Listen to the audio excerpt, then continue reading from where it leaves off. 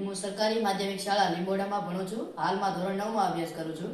હાલમાં વિવિધ ક્ષેત્રોમાં જેવી કે ખેતીમાં ખેડૂતો પાસે ખૂબ જ ઓછી જમીન હોય, પશુપાલનમાં પશુચારો ખૂબ જ મોંઘો હોય, ઉપરાંત દૂધનું ઉત્પાદન ના વધુ, પર્યાવરણમાં તો કે કાર્બન પોલ્યુશનનું ખૂબ જ પ્રમાણ વધતું જાય છે, આરોગ્યમાં તો માણસો અને સ્ત્રીઓ અને બાળકોની અંદર પોષક તત્વોની ઉણપ.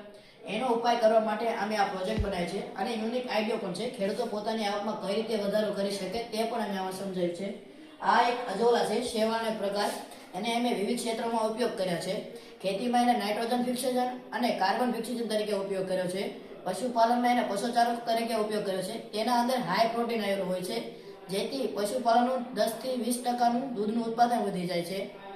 આરોગ્યમાં એનો ઉપયોગ એ કર્યો છે, protein, vitamin A, vitamin B12, iron જેવા પોષક તત્વો આવેલા છે, જેથી આપણા શરીરની અંદર એ પોષક તત્વો પૂરક થાય છે અને એનિમિયા જેવા રોગો પણ દૂર થાય છે.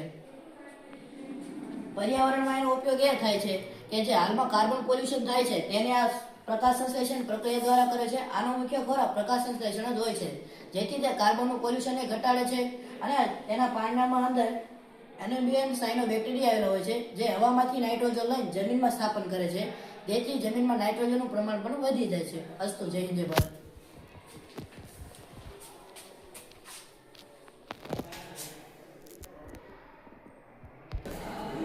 તમે અજોલાના ફાયદા કીધા. હવે તમે કઈ રીતે આપણે નાઇટ્રોજન ફિક્સન તરીકે ઉપયોગ કરીએ છીએ તમે જોઈ શકો છો. આ ખેડૂત ભાઈ તેના પોતાના ખેતરમાં અજોલા નાખે છે અને નાઇટ્રોજનનું પ્રમાણ કઈ રીતે વધારે છે. તેની અંદર આ પોષક તત્વો આવેલા હોય છે. દૂધની કમ્પેરિઝનમાં અજોલાના પીણુંમાં વધારે પોષક તત્વો આવે છે. પ્રોટીન, કેલ્શિયમ, આયર્ન જેવા વગેરે પોષક તત્વો તેની અંદર આવેલા હોય છે. આ અમે અજોલા ડ્રીંક બનાવી છે. તેની અંદર અમે અજોલા પાવડર, કેળા, મધ અને સ્વાદ માટે સેલ્સ નાખેલું છે, જેથી આપણા શરીરમાં મોટા પ્રમાણમાં પોષક તત્વો મળી રહે. આ છે અજોલા પાવડર. આને તમે ખાદ્ય પદાર્થ જેવા કે છાશ, દૂધ, કોઈ શાકમાં પણ તમે આને નાખી શકો છો. આ ખેડૂતો માટે પોતાનો કઈ રીતે પ્રોડક્ટ વેચી શકે આ એ પણ અમે બનાવ્યું છે. ખેડૂતો આને માર્કેટમાં, બજારમાં અજોલા પાવડર તરીકે પણ ઉપયોગ કરી શકે છે. હવે ખેડૂતો આને કઈ રીતે માર્કેટમાં પોતાનો પ્રોડક્ટ વેચી શકે અને પોતાની આવકમાં કઈ રીતે વધારો કરી શકે.